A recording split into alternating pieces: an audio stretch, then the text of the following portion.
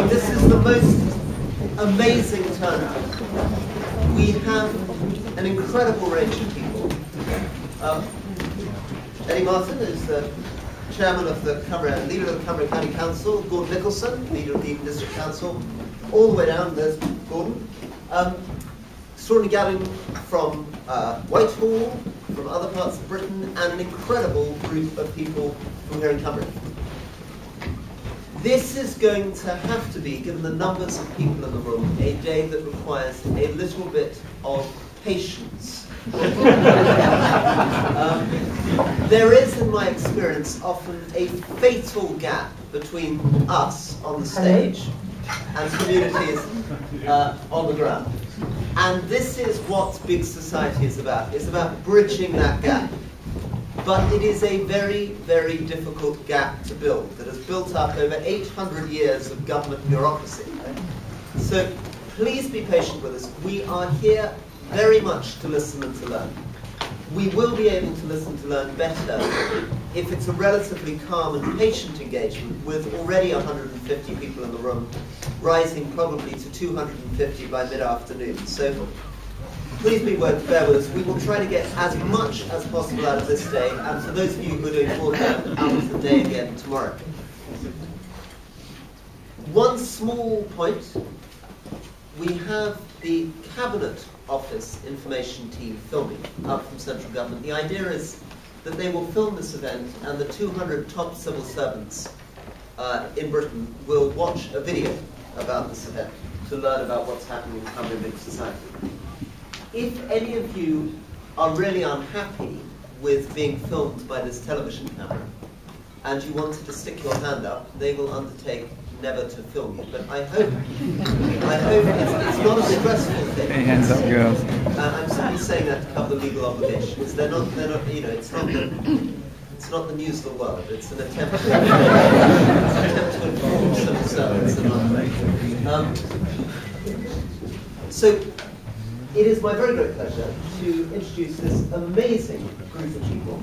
And as you will hear from their brief 2-minute introductions, some of them come direct from the most senior levels of central government, some of them from voluntary organisations, some of them from government agencies. They're all going to speak very, very quickly, about 90 seconds, just to introduce themselves and what they do. And then after lunch, we're moving into a less structured event where we hope that you can talk to each one of them individually in groups. Right? So there will be 1, 2, 3, 4, 5, 6, 7, 8, 8, 9 groups, 7 groups. And we hope that you can gather around, and if your particular interest, for example, were agricultural issues, you can talk to our representative from DEFRA, and if your particular interest were transport issues, you can talk to our transport representative. Thank you all very much. Enough from me, and over to the man who's really brought this all together and has been working flat out on almost nothing else for the last 4 months, who is Anton Draper.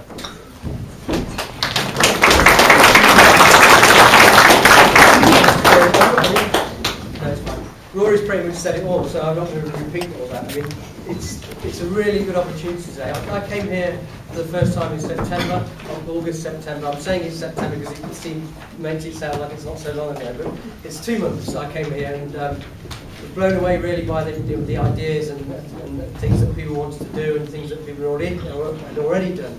And I said that I'd go away and try and do what we could do in Whitehall to help you sort of get over any barriers that are in your way, and try and find the right people to come back and speak to you sometime in the future to help do that. And so that's what we've done today, essentially. I won't repeat what Rory said. We've got a great range of people here from all different departments and agencies that are here for you to listen to what you want to do, specifically to hear about the barriers that you've got, the things that are stopping you get on and deliver and do what you want to do locally. And it's not just about today, because these people have all committed their time over the next few months. They might not know what they're letting themselves in for, but they've said to me that as well as being here today, they're willing to work with you over the next few months to actually help you take your ideas forward. So starting from now, and working over the next few months, hopefully by next March we will have helped make a bit of a difference. here. But more importantly, as far as government's concerned, what happens in Eden is really important. But it's as important, more important, that we learn the lessons from what happens in Eden. And the people who are here today want to not only help you, but take the lessons away, think about how they do things in future with other community groups, change their processes, change their ways of working, so the whole of government and the government's agencies is turned on its head, is there supporting communities like yourselves. It could be complete chaos this afternoon. Hopefully it'll be chaos that leads to something useful. As Rory said, the first half of the afternoon will be a bit sort of chaotic, going around talking, having a bit of a general chat. But then we want to give you time to sit down with whoever you think is going to be most used to you today, to have a bit more of a structured conversation.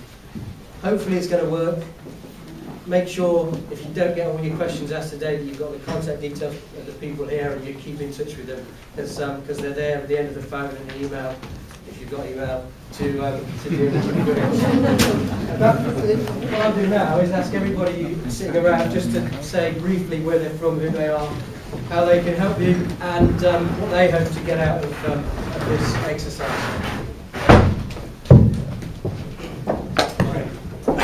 Thanks very much, Anton and Rory. Good afternoon, everyone. My name's Keith Halstead. I'm from the Community Transport Association, a UK-wide charity that exists to provide leadership, learning and enterprise support to about 1,600 members who are all voluntary and community groups, charities, social enterprises, co-ops and mutuals. They're all out there delivering local transport in their communities. What's so powerful about community transport is that community transport organisations are embedded in their local communities, so they know what local people want, what services they need, and then they actually get out there and provide them and deliver those services, working with local authorities and a whole range of other partners. And it's about people taking practical action, designing the services they want, and then delivering them. So a massive network already exists. So really I'm here today to offer the advice and support of Oran Association over the coming months, and today to anyone who's interested in rural transport issues. We've got a huge network out there that can help and support, and today there are sort of 2 members of that network here today from Derbyshire and indeed Cumbria. So some real sort of practical practitioners of delivering transport in rural areas. What I want to take away from today really is to see whether we as a UK-wide charity need to change the way we work in responding to the kind of things that you want. I also want to ensure that transport is seen as an important issue. It's very much an enabling tool to a whole range of other services that people want. And I think what's important is that it's not really about transport, it's about people and the quality of their lives and access to the services they need. So I'm here to help on that front, along with some colleagues. So I look forward to having some discussions and pledging the support of my association to help you. Thanks very much. Good morning. My name's Steve Langham from the Energy Saving Trust with Charlotte Jackson, my colleague here.